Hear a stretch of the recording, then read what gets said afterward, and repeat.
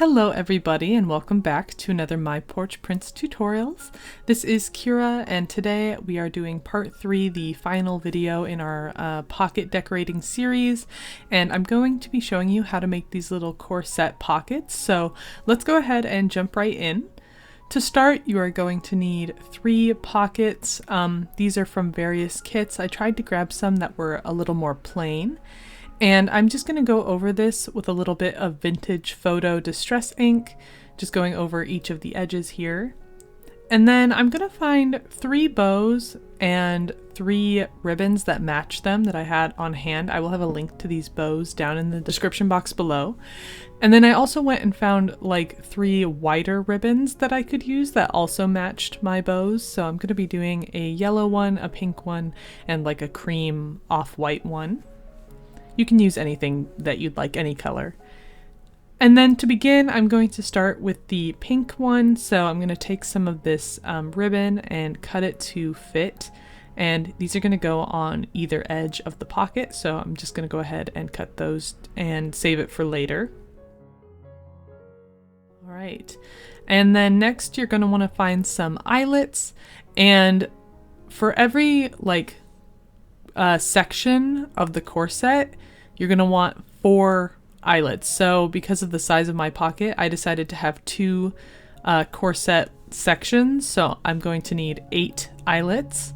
So I'm just putting 4 on either side, and you can measure if you want. I just sort of eyeballed where I thought they looked pretty straight, just sort of centering them in the center of the pocket. And then taking a Sharpie, I just made little dots in each of the eyelets. And once I had all those marked, I could remove my eyelets. And I'm going to use an eyelet punch to punch each of these out. So just go ahead and center your punch right on those little holes that you marked and go ahead and punch those out. And then using an eyelet press, we are going to flatten all of the eyelets into those holes we made. Now make sure that your eyelet press, if you have like a crocodile like this one, is set to the right setting. Otherwise you're going to punch a hole out of your pocket in the wrong place like I did. That's okay though. I do have this lace that's going to go over it anyway, but I just wanted to give a reminder to anyone out there so I could maybe save you that trouble. Alright, so once all of the eyelets are pressed, it should look something like this. And now we can go ahead and take some ribbon here. I went ahead and used plenty to make sure I had enough. Honestly, this was probably a little too much. That's okay, I'll use the extra later.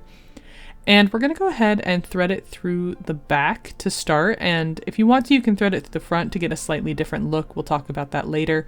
But for now, I'm going to go ahead and thread it through the back, making sure that they are even strands on each side. And then you're just going to go ahead and place the ends through the opposite hole. So like the crisscross pattern comes from threading it through and then going to the opposite eyelet hole that we punched. And that is what gives you that crisscross pattern. So just going through like this, and if it gets a little twisted, that's okay. Just take the time and untwist it as you go. Just like that. And when you're done, you should have 2 sort of like crisscross corset sections here, just like this on the front. And then this is what it looks like on the back. So if you want to, you could go ahead and start on the front and you will get this pattern on the front of your pocket instead of it being on the back. And then you could maybe take like the leftover pieces and tie like a bow at the bottom and do something like this instead if you want. You know, you could also place bows anywhere you want. Today I'm going to be putting them at the top of the pocket, but you could put them, you know, like on the bottom or in the center. You can get as creative as you want, try some different things out. They don't have to like all be the same the way that I'm doing it today. So just, you know, whatever works for you. I'm going to go ahead and keep this pattern on the back, just tie a knot and cut off the extra loose strands like this. And go ahead and glue on those ribbon portions that we cut earlier to the sides. And then I'm going to glue my bows down at the top.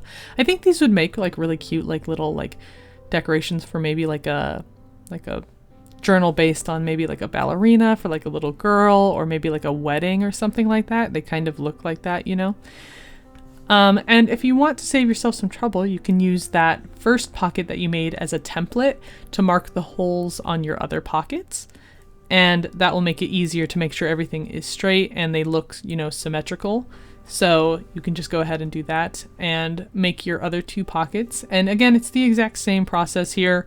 Sewing your thread through, adding your ribbon to the sides, adding the bows on top. And for the yellow one, I actually used a wider ribbon and just cut it in half. So, you know, you can use any ribbons that you have on hand, any colors that you want, get really creative, try different lacing patterns.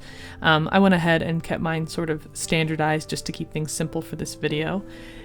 And we're going to go ahead and do a little decorating here. So I am going to be gluing this down onto a large pocket that comes with the kits. But something to take note of is the eyelets do add a little bit of dimension. So when gluing them down, you'll have to like add a good amount of glue to the sides and the bottom and sort of press and hold and make sure that it stays glued and doesn't pop up, just because those eyelets create that extra, you know, dimension in there. So go ahead and glue it down, make sure you hold it for a little bit and make sure it dries completely.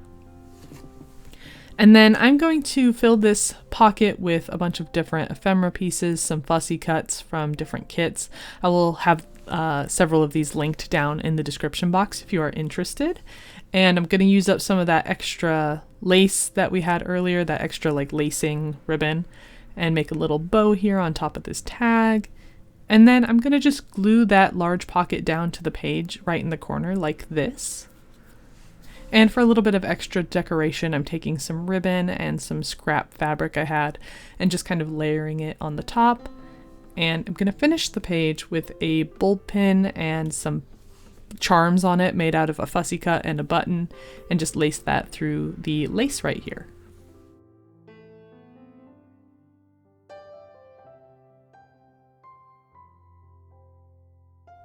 All right, and that is going to finish this first page. This cute little pink pocket that we made. All right, and now we can move on to the white pocket that we made. So again, just gluing that onto a large pocket, but I'm going to do things a little bit different here. I'm going to add glue to the sides and the bottom of the large pocket, but keep the top open. So that way I can add more ephemera pieces behind the pocket instead of just in the little one. And that just is a slightly different way to do it. Adding a little bit of decoration here, adding like a button, and that same ribbon that I used on the pocket, I'm gonna make like a little like banner here at the top, just like this. Slight bend to it.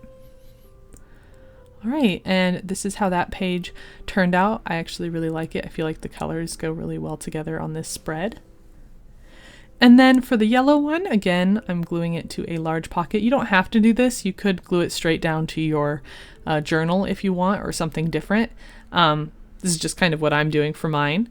And I'm going to load it up with a bunch of honey-themed ephemera pieces, you know, stuff that's kind of neutral that goes with the yellow.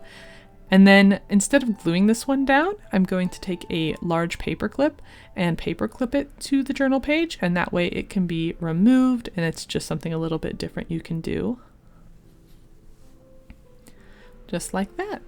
All right, so I'm going to go ahead and do a little flip through here. This is going to finish up the pocket decorating series. I might do more in the future, but just for this one for now, we had all 3 of these videos where we made a whole bunch of different pockets, you know, window pockets, some that are decorated with like scraps and, you know, the little corset pockets as well. So I hope you got some inspiration and had some fun decorating with me.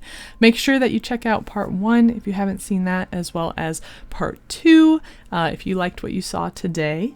But otherwise, thank you so much for watching, and we will see you in the next tutorial.